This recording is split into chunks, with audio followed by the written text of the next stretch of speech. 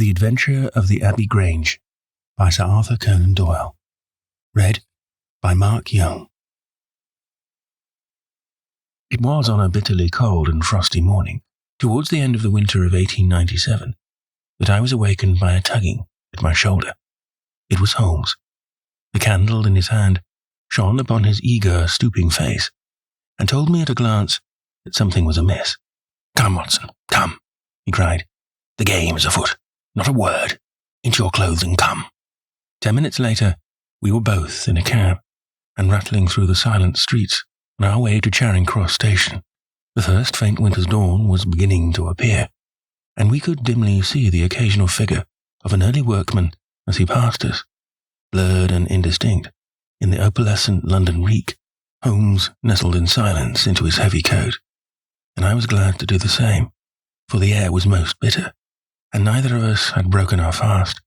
It was not until we had consumed some hot tea at the station, and taken our places in the Kentish train, that we were sufficiently thawed, he to speak, and I to listen. Holmes drew a note from his pocket, and read aloud. "Abbey Grange, Marsham, Kent, 3:30 a.m. My dear Mr. Holmes, I should be very glad of your immediate assistance in what promises to be a most remarkable case.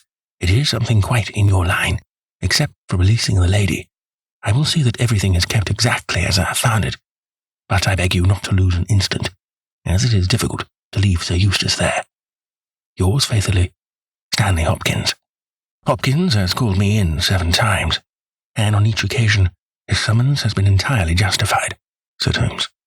I fancy that every one of his cases has found its way into your collection, and I must admit, Watson, that you have some power of selection, which atones for much which I deplore in your narratives. Your fatal habit of looking at everything from the point of view of a story, instead of as a scientific exercise, has ruined what might have been an instructive and even classical series of demonstrations. You slur over work of the utmost finesse and delicacy in order to dwell upon sensational details, which may excite but cannot possibly instruct the reader. "Why do you not write them yourself?" I said with some bitterness. "I will, my dear Watson, I will. At present I am, as you know, fairly busy, but I propose to devote my declining years to the composition of a textbook which shall focus the whole art of detection into 1 volume. Our present research appears to be a case of murder." "You think that Sir Eustace is dead, then?" "I should say so. Hopkins' writing shows considerable agitation, and he is not an emotional man. Yes, I gather there has been violence, and that the body is left for our inspection. A mere suicide would not have caused him to send for me. As to the release of the lady, it would appear that she has been locked in her room during the tragedy. We are moving in high life, Watson. Crackling paper, EB monogram, coat of arms, picturesque address. I think that friend Hopkins will live up to his reputation, and that we shall have an interesting morning. The crime was committed before 12 last night." "How could you possibly tell?" "By an inspection of the trains, and by reckoning the time. The local police had to be called in. They had to communicate with Scotland Yard. Hopkins had to go out, and he in turn had to send for me. All that makes a fair night's work. Well, here we are at Chislehurst station, and we shall soon set our doubts at rest." A drive of a couple of miles through narrow country lanes brought us to a park gate, which was opened for us by an old lodgekeeper, whose haggard face bore the reflection of some great disaster. The avenue ran through a noble park, between lines of ancient elms, and ended in a low, widespread house, pillared in front after the fashion of Palladio. The central part was evidently of great age, and shrouded in ivy, but the large windows showed that modern changes had been carried out, and one wing of the house appeared to be entirely new. The youthful figure and alert, eager face of Inspector Stanley Hopkins confronted us in the open doorway. "I'm very glad you've come, Mr. Holmes, and you too, Dr. Watson. But indeed, if I had my time over again, I should not have troubled you, for since the lady has come to herself, she has given so clear an account of the affair that there is not much left for us to do. You remember that Lewisham gang of burglars? What, the 3 Randalls? Exactly. The father and 2 sons. It's their work, I have not a doubt of it. They did a job at Sydenham a fortnight ago, and was seen and described. Rather cool to do another so soon and so near, but it is they, beyond all doubt. It's a hanging matter this time. Sir Eustace is dead, then?" "Yes. His head was knocked in with his own poker. Sir Eustace Brackenstall, the driver, tells me. Exactly. One of the richest men in Kent. Lady Brackenstall is in the morning room. Poor lady. She has had a most dreadful experience. She seemed half dead when I saw her first. I think you had best see her and hear her account of the facts. Then we will examine the dining room together." Lady Brackenstall was no ordinary person. Seldom have I seen so graceful a figure, so womanly a presence, and so beautiful a face. She was a blonde, golden-haired, blue-eyed, and would no doubt have had the perfect complexion, which goes with such colouring, had not her recent experience left her drawn and haggard. Her sufferings were physical as well as mental, for over one eye rose a hideous plum-coloured swelling, which her maid, a tall, austere woman, was bathing assiduously with vinegar and water. The lady lay back exhausted upon a couch, but her quick, observant gaze as we entered the room, and the alert expression of her beautiful features, showed that neither her wits nor her courage had been shaken by her terrible experience. She was enveloped in a loose dressing gown of blue and silver, but a black, sequin-covered dinner dress lay upon the couch beside her. "I have told you all that happened, Mr. Hopkins," she said wearily. "Could you not repeat it for me?" "Well, if you think it necessary, I will tell these gentlemen what occurred. Have they been in the dining room yet?" "I thought they'd better hear your ladyship's story first."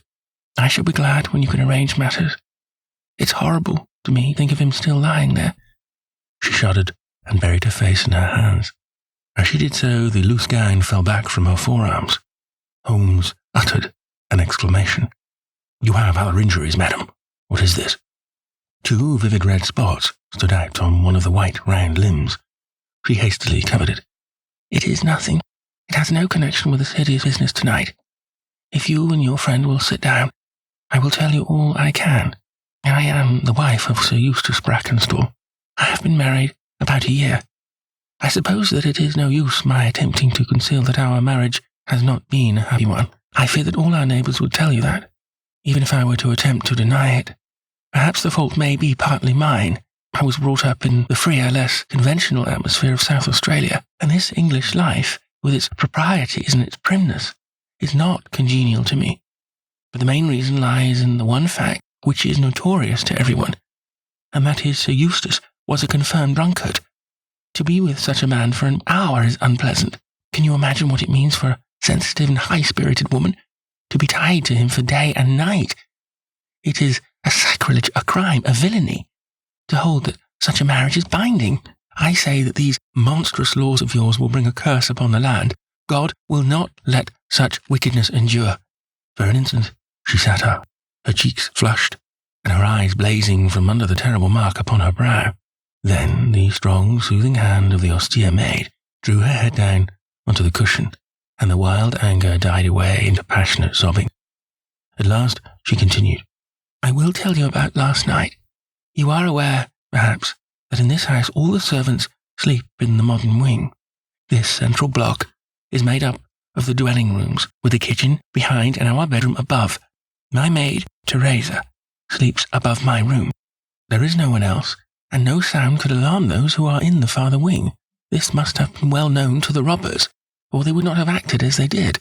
Sir Eustace retired about 10:30. The servants had already gone to their quarters. Only my maid was up, and she had remained in her room at the top of the house until I needed her services. I sat until after 11 in this room, absorbed in a book. Then I walked round to see that all was right before I went upstairs. It was my custom to do this myself, for, as I have explained, Sir Eustace was not always to be trusted. I went into the kitchen, the butler's pantry, the gun-room, the billiard-room, the drawing-room, and finally the dining-room. As I approached the window, which is covered with thick curtains, I suddenly felt the wind blow upon my face and realized that it was open. I flung the curtain aside and found myself face to face with a broad-shouldered elderly man who had just stepped into the room. The window is a long French one, which really forms a door leading to the lawn. I held my bedroom candle lit in my hand, and by its light, behind the first man, I saw two others who were in the act of entering. I stepped back, but the fellow was on me in an instant. He caught me first by the wrist and then by the throat. I opened my mouth to scream, but he struck me a savage blow with his fist over the eye. and fell me to the ground. I must have been unconscious for a few minutes, for when I came to myself, I found that they had torn down the bell rope and had secured me tightly to the oaken chair which stands at the head of the dining table. I was so firmly bound that I could not move, and a handkerchief round my mouth prevented me from uttering a sound. It was at this instant that my unfortunate husband entered the room. He had evidently heard some suspicious sounds, and he came prepared for such a scene as he found. He was dressed in nightshirt and trousers, with his favourite blackthorn cudgel in his hand. He rushed at the burglars, but another, it was an elderly man, stooped, picked the poker out of the grate, and struck him a horrible blow as he passed. He fell with a groan and never moved again. I fainted once more, but again it could only have been for a very few minutes, during which I was insensible. When I opened my eyes, I found that they had collected the silver from the sideboard, and they had drawn a bottle of wine which stood there. Each of them had a glass in his hand. I have already told you, have I not, that one was elderly with a beard, and the others young, hairless lads. They might have been a father with his two sons. They talked together in whispers. Then they came over and made sure that I was securely bound. Finally, they withdrew, closing the window after them. It was quite a quarter of an hour before I got my mouth free. When I did so, my screams brought the maid to my assistance. The other servants were soon alarmed, and we sent for the local police, who instantly communicated with London. That is really all that I can tell you, gentlemen, and I trust that it will not be necessary for me to go over so painful a story again. Any questions, Mr. Holmes? Asked Hopkins. I will not impose any further tax upon Lady Brackenstall's patience and time, said Holmes. Before I go into the dining room, I should like to hear your experience. He looked at the maid. I saw the men before ever they came into the house, said she. As I sat by my bedroom window, I saw 3 men in the moonlight down by the lodge gate yonder, but I thought nothing of it at the time. It was more than an hour after that I heard my mistress scream, and down I ran to find her, poor lamb, just as she says, and him on the floor, with his blood and brains over the room. It was enough to drive a woman out of her wits, tied there, and her very dress spotted with him. But she never wanted courage, did Miss Mary Fraser of Adelaide, and Lady Brackenstall of Abbey Grange hasn't learned new ways.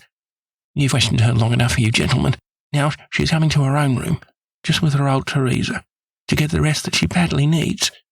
With a motherly tenderness, the gaunt woman put her hand round her mistress and led her from the room. She's been with her all her life, said Hopkins, nursed her as a baby, and came with her to England when they first left Australia 18 months ago. Teresa Wright is her name, and the kind of maid you don't pick up nowadays.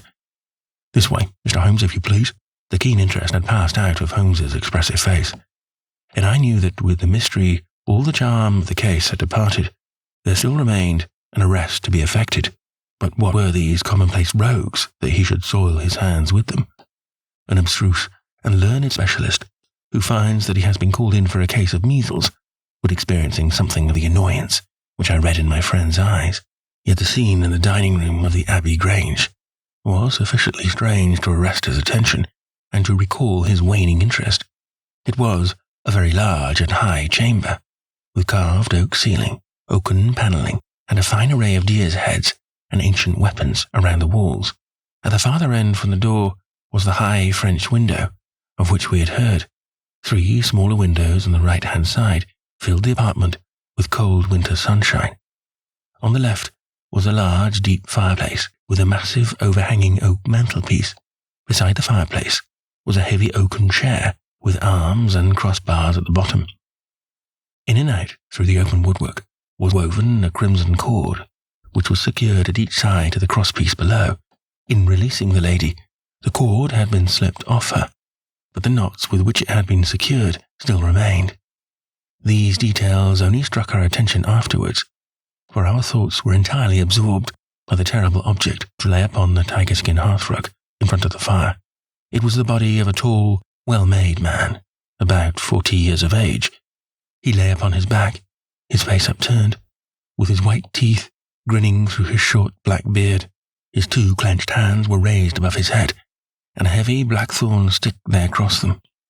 His dark, handsome, aquiline features were convulsed into a spasm of vindictive hatred, which had set his dead face in a terribly fiendish expression. He had, evidently, been in his bed when the alarm had broken out, for he wore a foppish, embroidered nightshirt, and his bare feet projected from his trousers. His head was horribly injured, and the whole room bore witness to the savage ferocity of the blow which had struck him down. Beside him lay the heavy poker, bent into a curve by the concussion. Holmes examined both it and the indescribable wreck which it had wrought. "He must be a powerful man, this elder Randall," he remarked. "Yes," said Hopkins. "I have some record of the fellow, and he is a rough customer. You should have no difficulty in getting him." "Not the slightest. We've been on the lookout for him, and there was some idea that he had got away to America. Now that we know that the gang are here, I don't see how they can escape. We have the news at every seaport already, and a reward will be offered before evening. What beats me is how they could have done so mad a thing, knowing that the lady could describe them, and that we could not fail to recognize the description." "Exactly. One would have expected that they would silence Lady Brackenstall as well." "They may not have realized," I suggested. "She had recovered from a faint." "That is likely enough. If she seemed to be senseless, they would not take her life. What about this poor fellow, Hopkins? I seem to have heard some queer stories about him." "He was a good-hearted man when he was sober, but a perfect fiend when he was drunk, or rather when he was half drunk, for he seldom really went the whole way. The devil seemed to be in him at such times, and he was capable of anything. From what I hear, in spite of all his wealth and his title, he very nearly came our way once or twice. There was a scandal about his drenching a dog with petroleum and setting it on fire, her ladyship's dog, to make the matter worse, and that was only hushed up with difficulty. Then he threw a decanter at that maid to read her right, and was trouble about that. On the whole, in between ourselves, it will be a brighter house without him. What are you looking at now?" Holmes was down on his knees, examining with great attention the knots upon the red cord with which the lady had been secured. Then he carefully scrutinized the broken and frayed end, where it had snapped off when the burglar had dragged it down. "When this was pulled down, the bell in the kitchen must have rung loudly," he remarked. "No one can hear it. The kitchen stands right at the back of the house. How did the burglar know no one would hear it? How dared he pull at a bell rope in that reckless fashion?" "Exactly, Mr. Holmes, exactly. You put the very question which I have asked myself again and again. There can be no doubt that this fellow must have known the house and its habits. He must have perfectly understood that the servants would all be in bed at that comparatively early hour, and that no one could possibly hear a bell in the kitchen. Therefore he must have been in close league with one of the servants. Surely that is evident. But there are 8 servants, and all of good character. Other things being equal," said Holmes, "one would suspect the one at whose head the master threw a decanter, and yet that would involve treachery towards the mistress, to whom this woman seems devoted. Well, the point is a minor one, and when you have Randall, you will probably find no difficulty in securing his accomplice. The lady's story certainly seems to be corroborated, if it needed corroboration, by every detail which we see before us." He walked to the French window and threw it open. "There are no signs here, but the ground is iron hard, and one would not expect them. I see that these candles in the mantelpiece have been lighted." "Oh, yes, it was by their light, and of the lady's bedroom candle, that the burglars saw their way about." "And what did they take?" "Well, they did not take much, only half a dozen articles of plate off the sideboard. Lady Brackenstall thinks that they were themselves so disturbed by the death of Sir Eustace that they did not ransack the house as they would otherwise have done." "No doubt that is true, and that they drank some wine, I understand." "To steady their nerves, exactly. These 3 glasses upon the sideboard have been untouched, I suppose." "Yes, and the bottle stands as they left it." "Let us look at it. Halloa, what is this?" The 3 glasses were grouped together, all of them tinged with wine, and one of them containing some dreg of beeswing. The bottle stood near them, 2/3 full, and beside it lay a long, deeply stained cork. Its appearance and the dust upon the bottle showed that it was no common vintage which the murderers had enjoyed. A change had come over Holmes's manner. He lost his listless expression, and again I saw an alert light of interest in his keen, deep-set eyes. He raised the cork and examined it minutely. "How did they draw it?" he asked. Hopkins pointed to a half-open drawer. In it lay some table linen and a large corkscrew. "Did Lady Brackenstall say that the screw was used?" "No, you remember that she was senseless at the moment when the bottle was opened." "Quite so. As a matter of fact, that screw was not used. The bottle was opened by a pocket screw. Probably it contained a knife, and not more than 1.5 inches long. If you will examine the top of the cork, you will observe that the screw was driven in 3 times before the cork was extracted. It has never been transfixed. This long screw would have transfixed it and drawn it up with a single pull. When you catch this fellow, you will find that he has one of those multiplex knives in his possession. Excellent, said Hopkins. But these glasses do puzzle me, I confess. Lady Brackenstall actually saw the 3 men drinking, did she not? Yes, she was clear about that. Then there is an end to it. What more is to be said? And yet you must admit that the 3 glasses are very remarkable, Hopkins. What? You see nothing remarkable? Well, let it pass. Perhaps when a man has special knowledge and special powers, like my own, it rather encourages him to seek a complex explanation when a simpler one is at hand. Of course, it must be a mere chance about the glasses. Well, good morning, Hopkins. I don't see that I can be of any use to you, and you appear to have your case very clear. You will let me know when Randall is arrested, and any further developments which may occur. I trust that I shall soon have to congratulate you upon a successful conclusion. Come, Watson. I fancy that we may employ ourselves more profitably at home. During our return journey, I could see by Holmes's face that he was much puzzled by something which he had observed. Every now and then, by an effort, he would throw off the impression and talk as if the matter were clear. But then his doubts would settle down upon him again, and his knitted brows and abstracted eyes would show that his thoughts had gone back once more to the great dining room of the Abbey Grange, in which this midnight tragedy had been enacted. At last, by a sudden impulse, just as our train was crawling out of a suburban station, he sprang onto the platform and pulled me out after him. "Excuse me, my dear fellow," said he, as we watched the rear carriages of our train disappearing round a curve. "I am sorry to make you the victim of what may seem a mere whim, but on my life, Watson, I simply can't leave that case in this condition. Every instinct that I possess cries out against it. It's wrong. It's all wrong. I'll swear that it's wrong. And yet the lady's story was complete. The maid's corroboration was sufficient. The detail was fairly exact. What have I to put up against that? 3 wine glasses, that is all. But if I had not taken things for granted, if I had examined everything with the care which I should have shown, had we approached the case de novo, and had no cut-and-dried story to warp my mind, should I not then have found something more definite to go upon? Of course I should. Sit down on this bench, Watson, until a train for Chislehurst arrives, and allow me to lay the evidence before you, imploring you in the first instance to dismiss from your mind the idea that anything which the maid or her mistress may have said must necessarily be true. The lady's charming personality must not be permitted to warp our judgment.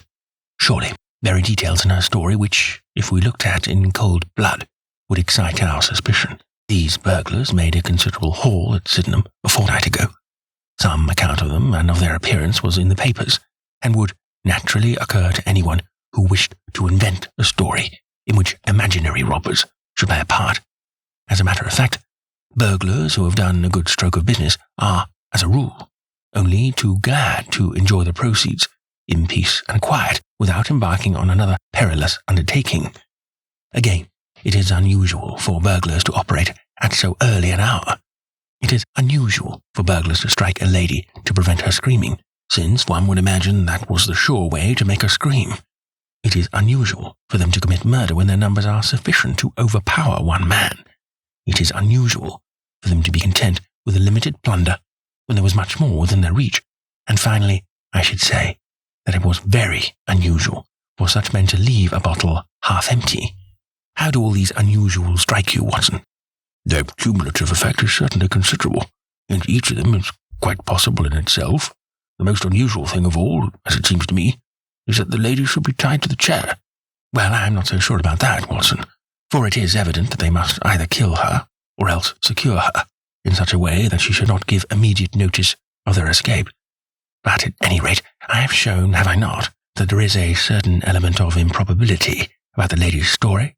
And now, on top of this one, comes the incident of the wine glasses. What about the wine glasses? Can you see them in your mind's eye? I see them clearly. We are told that 3 men drank from them. Does that strike you as likely? Why not? There was wine in each glass. Exactly. But there was beeswing only in one glass. You must have noticed that fact. What does that suggest to your mind? The last glass filled would be most likely to contain beeswing. Not at all. The bottle was full of it, and it is inconceivable the first 2 glasses were clear, and the third heavily charged with it.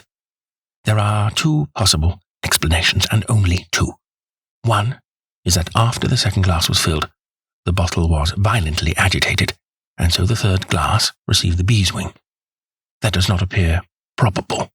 No, I am sure that I am right. What then do you suppose? That only 2 glasses were used, and that the dregs of both were poured into a third glass, so as to give the false impression that 3 people had been here. In that way, all the beeswing would be in the last glass, would it not? Yes, I am convinced that this is so. But if I have hit upon the true explanation of this one small phenomenon, then in an instant the case rises from the commonplace to the exceedingly remarkable. For it can only mean that Lady Brackenstall and her maid have deliberately lied to us, and that not one word of their story is to be believed, that they have some very strong reason for covering the real criminal, and that we must construct our case for ourselves without any help from them. That is the mission which now lies before us, and here, Watson, is the Sydenham train. The household at the Abbey Grange were much surprised at our return, but Sherlock Holmes, finding that Stanley Hopkins had gone off to report to headquarters, took possession of the dining room, locked the door upon the inside, and devoted himself for 2 hours to one of those minute and laborious investigations which form the solid basis on which his brilliant edifices of deduction were reared. Seated in a corner like an interested student who observes the demonstration of his professor, I followed every step of that remarkable research. The window, the curtains, the carpet, chair, the rope, each in turn was minutely examined and duly pondered. The body of the unfortunate baronet had been removed, and all else remained as we had seen it in the morning. Finally, to my astonishment, Holmes climbed up onto the massive mantelpiece. Far above his head swung the few inches of red cord which was still attached to the wire. For a long time he gazed upward at it, and then, in an attempt to get nearer to it, he rested his knee upon a wooden bracket on the wall.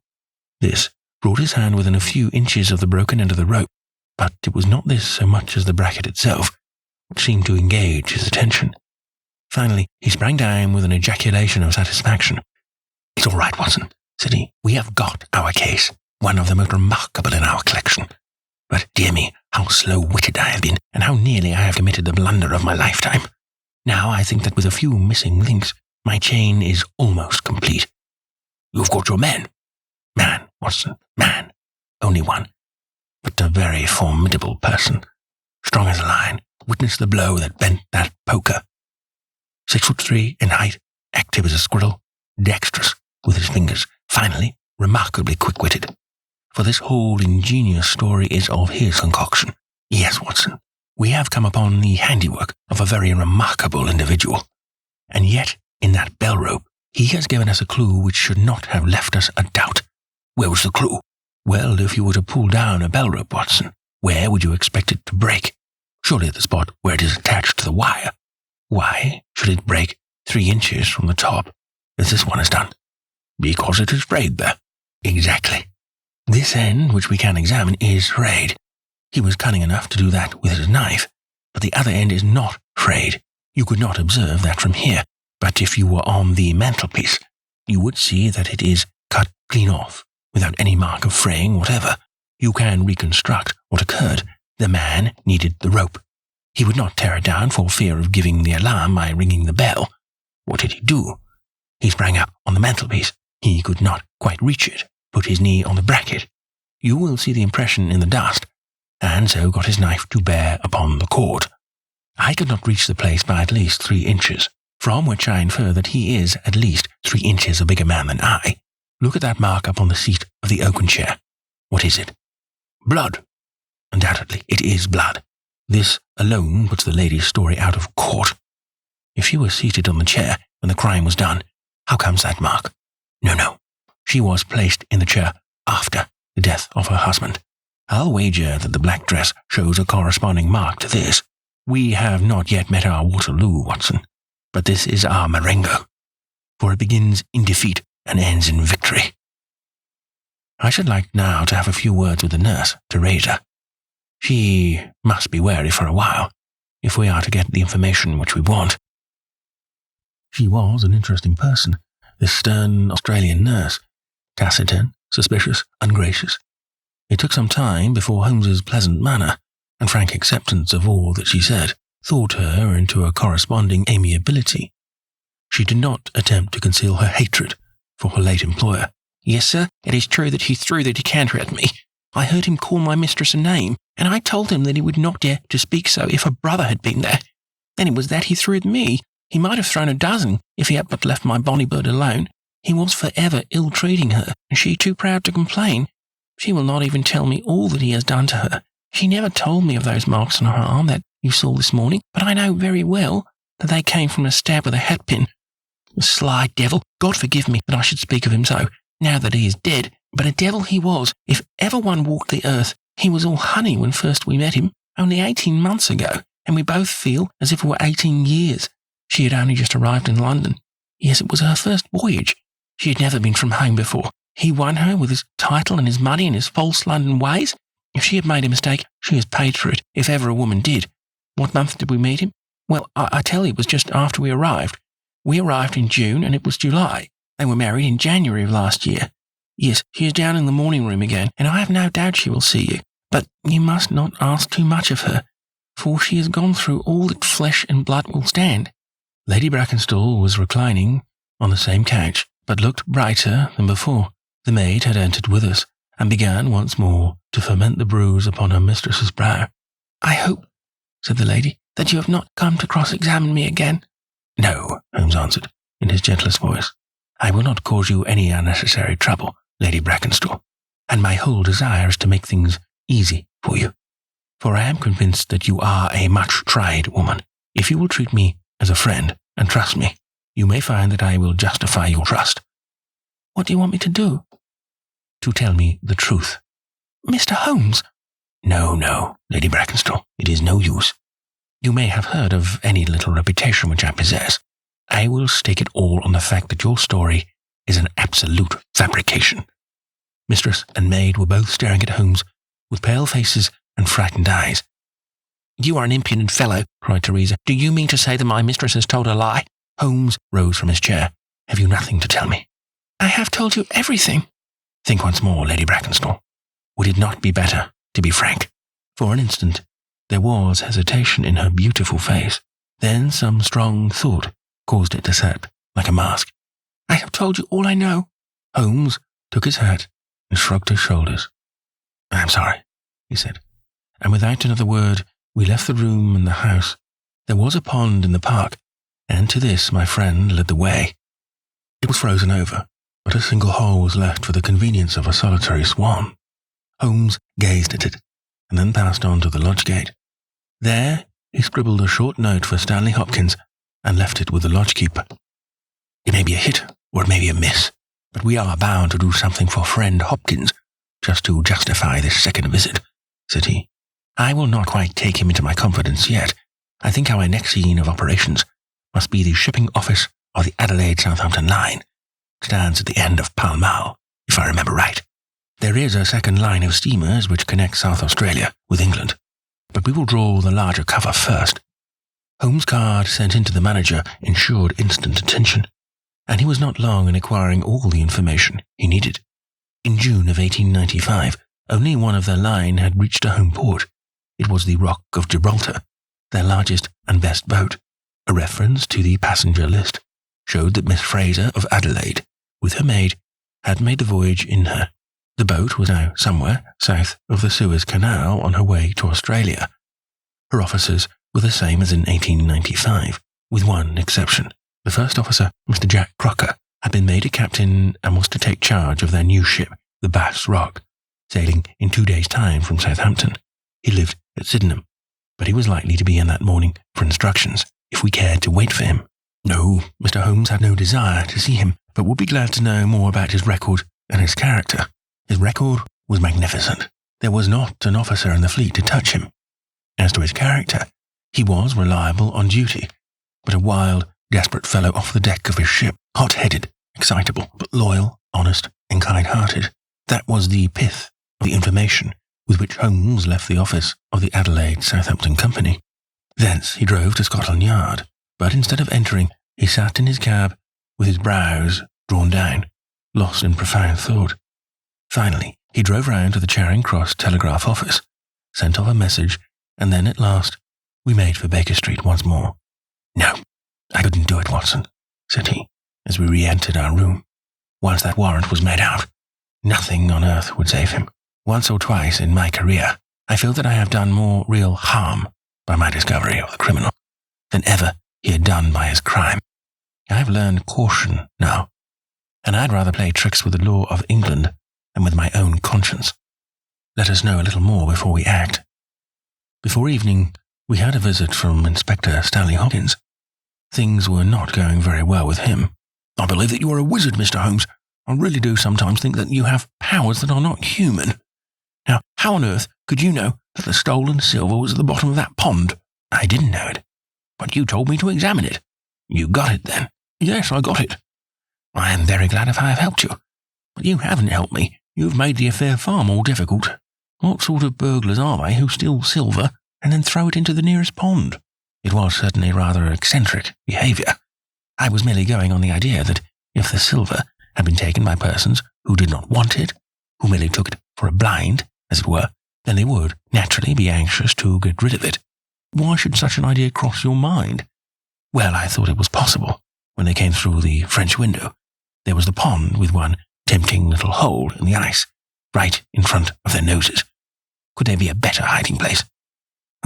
A hiding place, that is better," cried Stanley Hopkins. Yes, I see it all now. It was early, there were folk upon the roads, they were afraid of being seen with the silver, so they sank it in the pond, intending to return for it when the coast was clear. Excellent, Mr. Holmes, that is better than your idea of a blind." "Quite so. So, you have got an admirable theory. I have no doubt that my own ideas were quite wild, but you must admit that they have ended in discovering the silver." "Yes, sir. Yes, it was all your doing. But I have had a bad setback." "A setback?" "Oh, yes, Mr. Holmes. The Randall gang were arrested in New York this morning." "Dear me, Hopkins, that is certainly rather against your theory, that they committed a murder in Kent last night. It is fatal, Mr. Holmes, absolutely fatal. Still, there are other gangs of 3 besides the Randalls, or it may be some new gang of which the police have never heard." "Quite so. It is perfectly possible." "What, are you off?" "Oh, yes, Mr. Holmes. There is no rest for me until I have got to the bottom of the business. I suppose you have no hint to give me?" "I have given you one." "Which?" "Well, I suggested the blind." "Why, Mr. Holmes, why?" That's the question, of course. But I commend the idea to your mind. You might possibly find that there was something in it. You won't stop for dinner? Well, goodbye, and let us know how you get on." Dinner was over, and the table cleared, before Holmes alluded to the matter again. He had lit his pipe and held his slippered feet to the cheerful blaze of the fire. Suddenly, he looked at his watch. "I expect developments, Watson." "When?" "Now, within a few minutes. I dare say that you thought I acted rather badly to Stanley Hopkins just now." "I trust your judgment." "A very sensible reply, Watson. You must look at it this way. What I know is unofficial. What he knows is official. I have the right to private judgment, but he has none. He must disclose all, or he is a traitor to his service. In a doubtful case, I would not put him in so painful a position, and so I reserve my information until my own mind is clear upon the matter." "But what will that be?" "The time has come. You will now be present at the last scene of a remarkable little drama." There was a sound upon the stairs, and our door was opened to admit as fine a specimen of manhood as ever passed through it. He was a very tall young man, golden-moustached, blue-eyed, with a skin which had been burned by tropical suns, and a springy step which showed that the huge frame was as active as it was strong. He closed the door behind him, and then he stood, with clenched hand and heaving breast, choking down some overmastering emotion. "Sit down, Captain Crocker. You got my telegram?"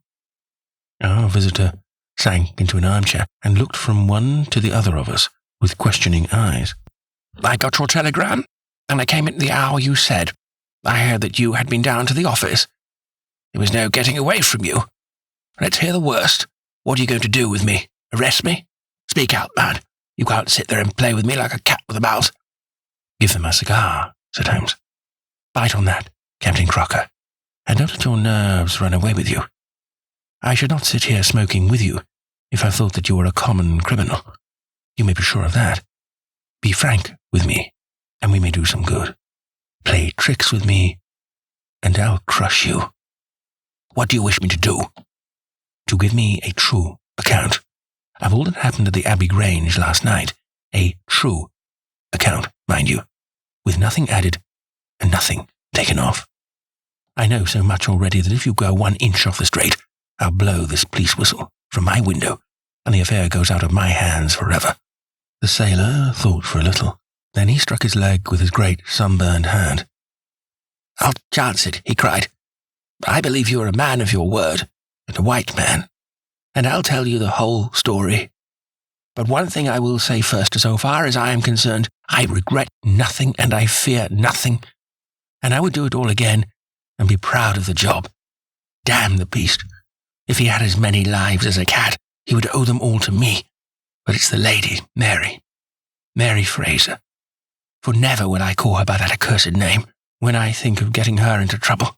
I, who would give my life just to bring one smile to her dear face. It's that turns my soul into water. And yet, what less could I do?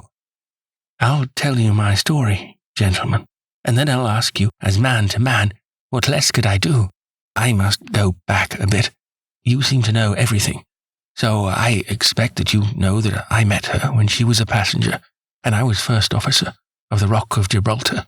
From the first day I met her, she was the only woman to me. Every day of that voyage I loved her more, and many a time since have I kneeled down in the darkness of the night watch and kissed the deck of that ship, because I knew her dear feet had trod it. She was never engaged to me. She treated me as fairly as ever a woman treated a man. I have no complaint to make. It was all love on my side, and all good comradeship and friendship on hers. When we parted, she was a free woman, but I could never again be a free man. Next time I came back from sea, I heard of her marriage. Well, why shouldn't she marry whom she liked?